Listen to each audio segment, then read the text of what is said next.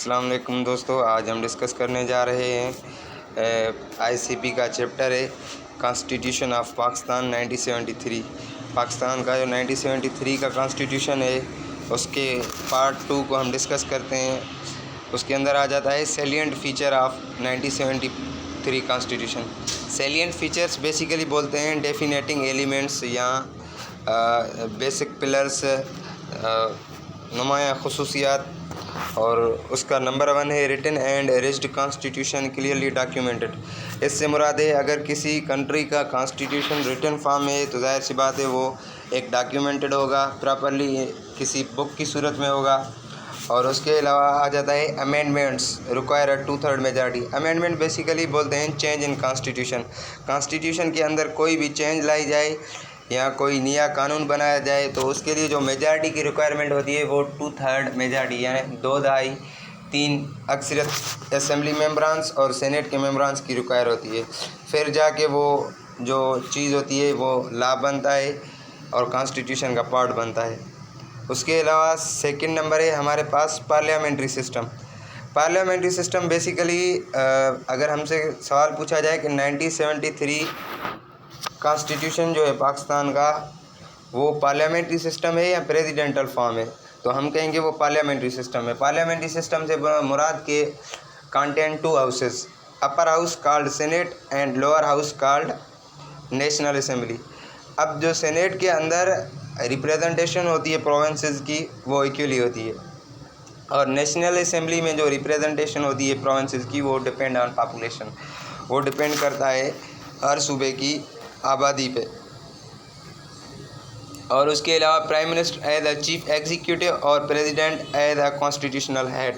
Prime minister as a chief executive, basically chief executive का मतलब क्या है कि वो मुल्क या कंट्री के अंदर वो चीज़ें जो डेली बेसिस पे मीटिंग्स हो गई या उसके अलावा जो उज़रा वगैरह होते हैं, वफाकी उज़रा या कैबिनेट हो गई, उसको हैंडल करना और उसके साथ साथ जो कंट्री के अंदर डिसीशंस लेने होते हैं वो, तो ये सारा काम जो आ जाता है वो चीफ एग्जीक्यूटिव में आ जाता है और ये काम प्राइम मिनिस्टर का होता है। और उसके अलावा president as a constitutional head, और प्रेसिडेंट जो होता है वो ऐसे समझें कि आइन और कानून के हिसाब से जो भी चीज़ें आ जाती हैं उसकी रिप्रेजेंटेशन वही करता है। और उसके अलावा तीसरा पॉइंट आ जाता है federal character division of powers between federal and provisional government. Federal character division 2010 की जो अमेंडमेंट थी 18th अमेंडमेंट, उससे पहले क्या था कि सारे पावर्स फेडरल गवर्नमेंट के पास ही होते थे, वो खुद डील करता था सारी चीज़ों को। तो जब आसिफ अली जरदारी प्रेसिडेंट बना 2010 में, तो उसने क्या किया 18th अमेंडमेंट में कुछ पावर्स जो है डिस्ट्रीब्यूट करके दिए ईच प्रोविंसेस को, जिसमें हमारे यहाँ हेल्थ आ जाती है, हेल्थ के अलावा जो है एजुकेशन मिनिस्ट्री आ जाती है। तो ये दोनों चीज़ें इनके पावर्स प्रोविंसेस को दिए गए, कुछ पावर्स, ज़्यादातर नहीं कुछ पावर्स, ताकि ये इन चीज़ों को खुद डील करें। और उसके अलावा पॉइंट नंबर 4 है इस्लामिक रिपब्लिक डिक्लेयर्स पाकिस्तान। अब हमारे पास ये सवाल आ जाता है कि कहीं हमसे पूछा जाए कि according to 1973 constitution of Pakistan which is the government name of Pakistan, तो हम कहेंगे Islamic republic of Pakistan is the government name of Pakistan. और ये बात आगे बोल रहा है कि Islamic republic declares Pakistan as an Islamic state, मतलब इस्लामिक स्टेट जो पाकिस्तान का बुनियाद है या बनने का जो बुनियाद था वो इस्लाम था और इस्लाम के हिसाब से मतलब उसका बुनियाद पड़ा विथ लाज कन्फर्मिंग टू इस्लामिक टीचिंग्स। और स्टेट के अंदर जो भी लाज होंगे वो सारे इस्लामिक तालीमात के मुताबिक से होंगे। फिर 5वीं चीज़ आ जाती है fundamental rights guarantees freedom of speech, religion, assembly, equality before law and protection of life.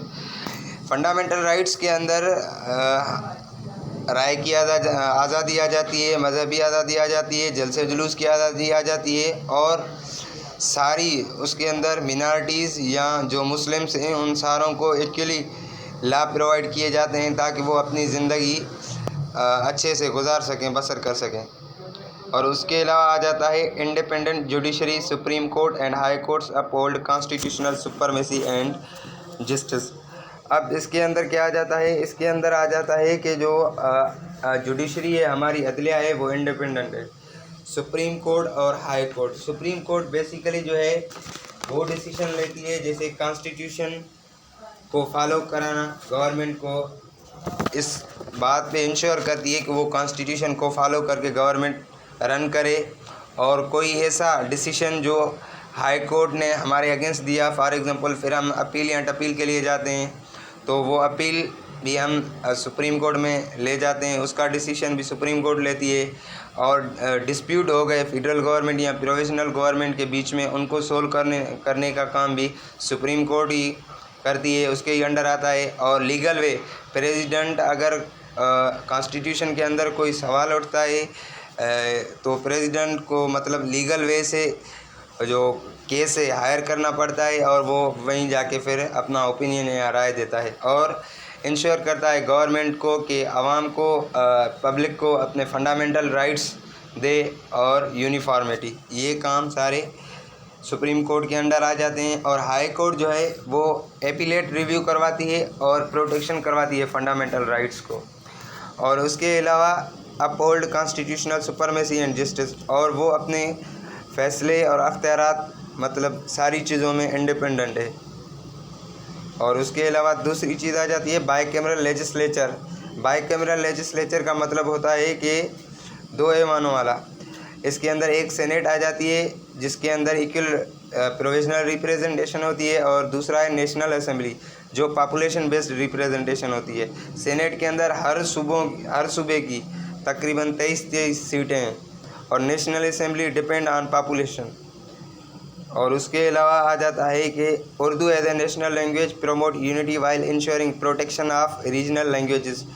अब Urdu according to article 251 Urdu जो है हमारी कौमी ज़बान है। और उसके अलावा इससे क्या होता है कि हमारी जो यूनिटी है, यकजहती है, उसको मतलब प्रमोशन मिलता है। और जो रीजनल लैंग्वेजेस हैं जैसे सिंधी, बलोची या पश्तून या उसके अलावा जो और लैंग्वेजेस हैं तो उनका भी मतलब प्रोटेक्शन होता है। कैसे, अगर फॉर एग्जांपल पंजाबी को या पश्तून को या बलोची को, किसी भी लैंग्वेज को अगर जो सूबों की लैंग्वेजेस हैं उनको नेशनल लैंग्वेज बनाया जाता तो और लैंग्वेजेस जो हैं वो सप्रेस हो जाती, डोमिनेंस हो जाती। तो उस वजह से इन्होंने एक रीजनल लैंग्वेज ली, जैसे उर्दू है, उसको उठा के इन्होंने as a national language promote किया, ताकि और जो इलाकाई लैंग्वेजेस हैं उनकी हिफाजत हो सके और कोई भी ऊंच नीच महसूस ना करे।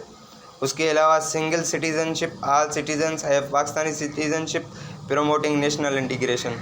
और जैसे हमें शहरियत मिलती है तो ऑल मतलब जो भी पाकिस्तान के रहने वाले हैं सारों को एक ही सिटीज़नशिप या एक ही शहरियत दी गई, ताकि जो नेशनल या कौमी यकजहती है वो इन्हांस हो सके, प्रमोट हो सके और कोई भी ऊंच नीच महसूस ना करे। और उसके अलावा emergency provisions ensure security and governance continuity during war और नेशनल क्राइसिस। और इसके अंदर ये बात की गई है कि अगर कंट्री के अंदर कोई ऐसा इमरजेंसी या कोई ऐसा हंगामा हो जाता है तो इन लॉज को वन साइड करके इमरजेंसी लॉज, गवर्नमेंट को राइट है कि इमरजेंसी लॉज लागू करके उन पर अमल दरामद करे और अपने कंट्री की जो है मतलब डिफेंड करे। और उसके अलावा council of Islamic ideology advice on laws in light of Quran and Sunnah. Council of Islamic ideology जो हमारा नज़रिया है वो सारा on the behalf of Islam, Quran और सुन्ना की रोशनी में जो भी चीज़ें कंट्री के अंदर रन होंगी या कोई भी ऐसा डिसीजन लिया जाएगा तो वो सारे असूल काम सारे कुरान और सुन्ना की रोशनी से होंगे।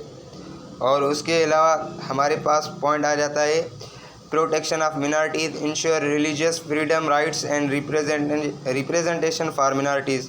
और जो मिनॉरिटीज़ हैं, जो गैर मज़हब या गैर मुस्लिम कौमियत है हमारे कंट्री के अंदर, उनकी मज़हबी आज़ादी के साथ साथ उनके जो आज़ादी के हकूक़ हैं और उनकी जो रिप्रेजेंटेशन है कहीं जॉब्स वगैरह में, वो भी उनको मतलब इक्वलिटी राइट देने में इंश्योर करती है। और उसके बाद समरी आ जाती है जो कॉन्स्टिट्यूशन है 1973 का पाकिस्तान का, ये एक पिलर बनाता है और एक आइडेंटिटी देता है, मतलब रिफ्लेक्ट करता है इस्लामिक आइडियोलॉजी, इस्लामी मुताले को, और उसके अलावा जमहूरियत को और इन्हांस करता है। वफाकी और जो सिटीज़नशिप मतलब शहरियत के बीच में अच्छाई का काम या वेलफेयर का काम, और उसके अलावा पावर्स को बैलेंस करता है, प्रोटेक्ट करता है पब्लिक की जो फंडामेंटल राइट्स हैं, और स्टेट को गाइड करता है कि किस तरीके से मुल्क के अंदर, कंट्री के अंदर इंसाफ, बराबरी और तरक्की के लिए काम किया जा सके। अब हम कुछ क्वेश्चंस डिस्कस करेंगे कि किस तरह से क्वेश्चंस आ सकते हैं। अब जैसे हमारे यहाँ आ जाता है, written and rigid constitution clearly dash dash documented, amendment required how many majority, 2/3 majority, और in 1973 constitution which system is implemented, parliamentary system, prime minister work as a dash dash chief executive, president work as a dash dash constitutional head, और उसके अलावा the government name of Pakistan is Islamic Republic of Pakistan, और उसके अलावा independent judiciary, supreme court and high courts uphold constitutional supremacy and justice. According to 1973 constitution, the Pakistan have dash dash legislature, bicameral, Senate also called upper house, or National Assembly also called lower house. In Senate the equal representation, provisional equal representation, and in National Assembly population based representation. According to Article 251, Urdu as a national language.